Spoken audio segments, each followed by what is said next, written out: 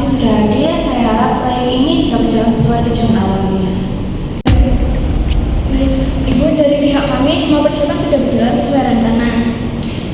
Oke, berarti kalau proyek ini berjalan dengan sesuai, masyarakat pasti bisa merasakan manfaatnya semua.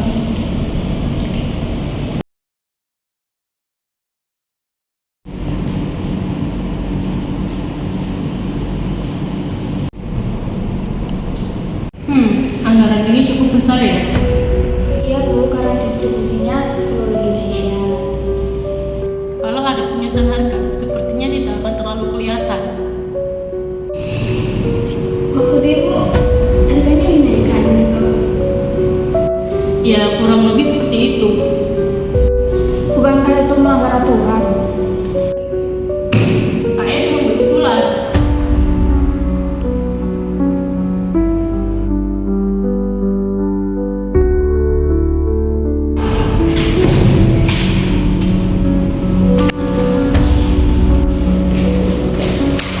Ini dokumennya udah saya tuang, kalian bisa cek.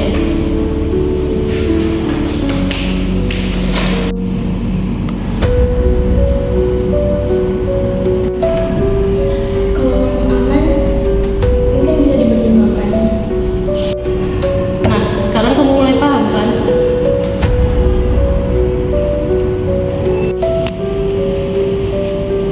Bu, rencana kemarin sudah saya selesaikan ya? Bagus, simpan ini saja.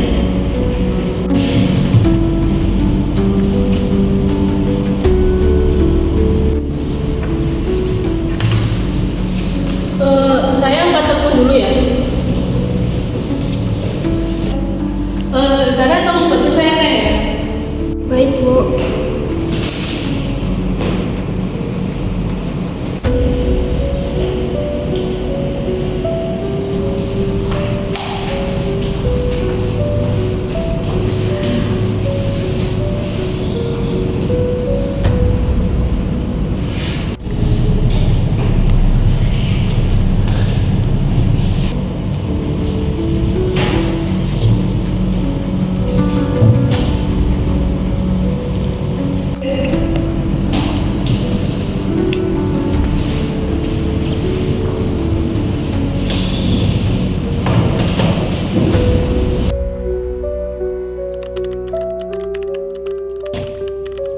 Maaf Bu, saya sudah bolak-balik ke sini, tapi kenapa data keluarga saya masih belum muncul ya? Saya juga Bu, sudah 1 bulan mau ngurus ini, tapi belum ada kejelasan gimana saya mau lanjutin usaha saya.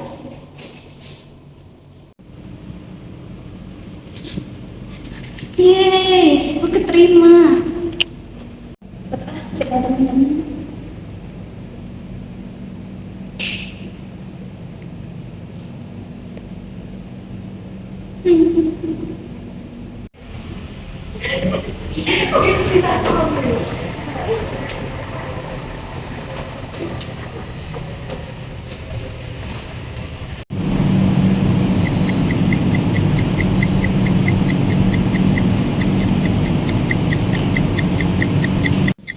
Wah, kok gagal terus sih?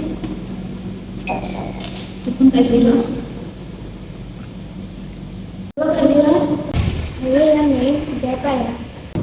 Kak, aku kan dari tadi nyoba banyak saya daftar ulang kuliah, tapi gagal terus. Data EKTP aku bermasalah. Serius? Aku malah tadi juga belajar masalah waktu sudah sesuatu. Terus gimana dong? Aku harus cepet-cepet selesai ini, udah mepet banget. Bentar deh. Coba kamu liatin aku kirim di atas.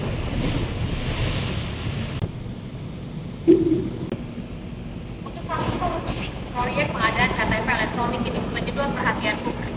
Setelah hampir 6 tahun jalan di tempat, kini kasus yang menyebabkan negara menderita kerugian dengan nilai fantastis hingga triliun rupiah tersebut sudah mulai bergulir di meja hijau. Dan berikut kami rangkum sejumlah fakta yang mengiringi kasus ini. Yang paling pertama adalah soal nilai proyeknya yang cukup besar, fantastis memang, karena nilai proyek pengadaan KTP elektronik ini kan dimulai dari tahun 2011 begitu ya, mencapai totalnya ada 5,9 triliun rupiah. Kemudian masalah timbul ketika Lembaga Kebijakan Pengawas Barang dan Jasa Pemerintah atau LKPP menduga ada penyelewengan dana nih sebesar 2,3 triliun rupiah. Kemudian Ditjen Dukcapil sebagai pemegang kuasa anggaran dianggap melanggar aturan pengadaan yang tercantum di peraturan Presiden dan hingga ini menyebabkan kerugian negara diduga hingga mencapai 2,3 triliun rupiah, angka yang fantastis untuk satu kebijakan publik yang juga menyita perhatian masyarakat ini. Nah, selanjutnya bukan cuma soal itu saja. Sejauh ini KPK baru menetapkan 2 orang tersangka yang juga sampai sejauh ini juga dihadirkan dalam persidangan, ada Irman dan juga Sugiharto. Keduanya ini merupakan mantan pejabat tinggi dari Kemendagri begitu ya. Ada mantan pengelola informasi administrasi kependudukan Kemendagri dan juga ada Irman yang merupakan mantan Direktur Jenderal Kependudukan dan Pencatatan Sipil Kemendagri. Sejumlah pihak-pihak tersebut kemudian diduga menerima aliran dana pengadaan KTP elektronik, bahkan beberapa diantaranya adalah sejumlah pejabat Kemendagri yang juga sampai sejauh ini masih dirahasiakan, dan salah satunya adalah Gamawan Fauzi yang saat itu menjabat sebagai Menteri Dalam Negeri begitu, dan juga sempat dihadirkan dalam persidangan. Sejumlah anggota dewan juga dikatakan menerima aliran dana terutama dari Komisi 2, ini ada 9 fraksi.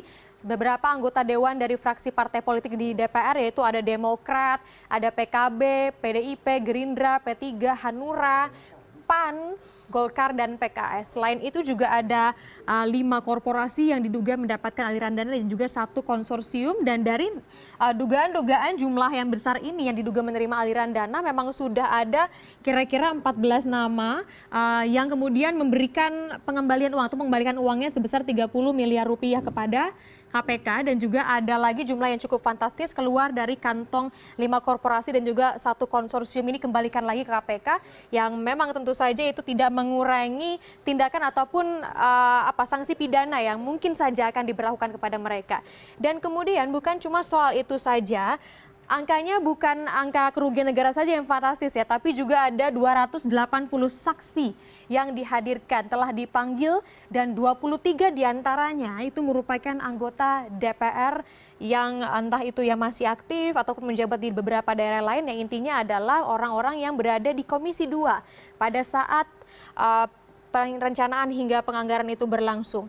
Kemudian juga ini untuk sejumlah pihak telah melakukan pengembalian uang yang tadi saya katakan, pertama dari korporasi dan juga konsorsium, ada nilai yang cukup besar juga 220 miliar rupiah ditambah dengan 30 miliar rupiah dari 14 orang yang diduga ini merupakan beberapa ataupun sejumlah anggota Dewan Perwakilan Rakyat dari Komisi 2, dan juga ada 5 perusahaan dan juga 1 konsorsium begitu yang kemudian mengembalikan uang sebesar 220 miliar rupiah. Nah, kalau kita hitung-hitung dijumlahkan memang masih jauh ya dari angka kerugian negara yang sebesar 2,3 T itu, 2,3 triliun rupiah, karena yang mengaku ataupun sudah mengembalikan KPK adalah 250 miliar rupiah yang kemudian secara otomatis masuk ke dalam rekening penyitaan KPK. Kemudian yang paling terakhir yang juga tidak kalah menjadi perhatian masyarakat soal sidang kasus ataupun kasus mega proyek ini adalah jalannya persidangan dari sidang pertama hingga sidang terakhir. Kurang lebih kalau misalnya kita melihat dari tahun 2011 ya, pada saat KTP elektronik ini diadakan, itu berarti kurang lebih kan ada 6 tahun. Cuma ini belum lagi dikurangi di tahun 2009 itu juga pernah sempat ada yang namanya perencanaan ataupun obrol-obrolan informal begitu yang dilakukan oleh beberapa pihak. Ya, yang kemudian juga sudah ada dalam BAP yang dibacakan pada sidang perdana ini pada 9 Maret 2017. Kemudian sidang kedua berlangsung di 16 Maret 2017 dan sidang ketiga pada 23 Maret 2017. Ada kejadian menarik nih pada sidang ketiga di 23 Maret 2017 itu, bahwa ada saksi Miriam S. Haryani yang merupakan mantan anggota Komisi 2 DPR sekaligus politisi Partai Hanura mencabut berita acara pemeriksaan dirinya karena merasa menerima tekanan dari penyidik KPK, yang itu artinya saat ini begitu ya, tanggal 30 Maret 2017 sedang dilakukan sidang ataupun berupa bentuknya adalah konfrontasi pernyataan dari pihak penyidik KPK dan juga dari pihak saksi Miriam itu sendiri. Nah itu dia dari beberapa kesimpulan ataupun hal-hal yang bisa kami cuplik dari jalannya persidangan sampai hari ini.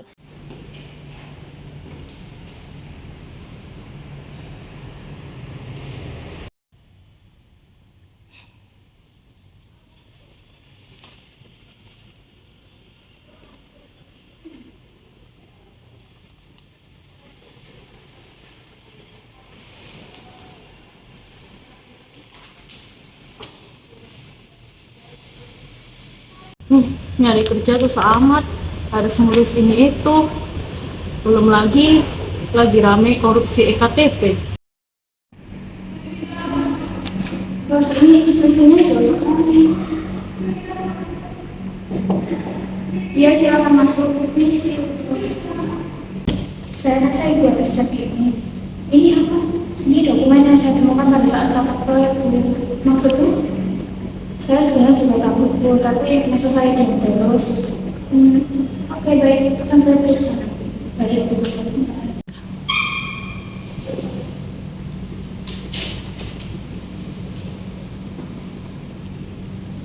Wah, apa-apaan ini? Ini harus ditindaklanjuti.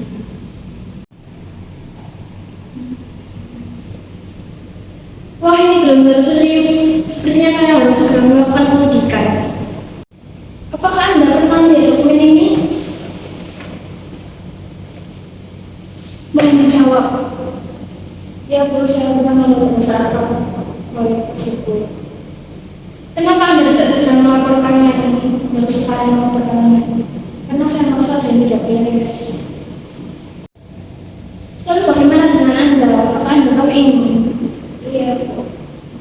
Siapa yang mengubah anggaran? Benar dia.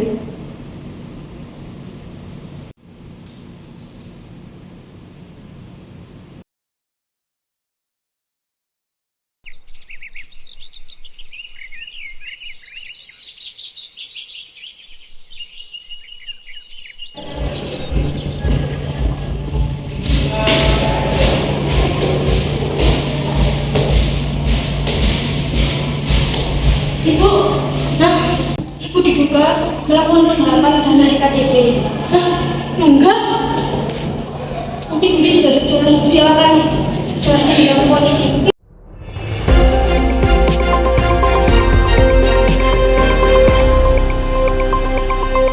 Audio Jungle.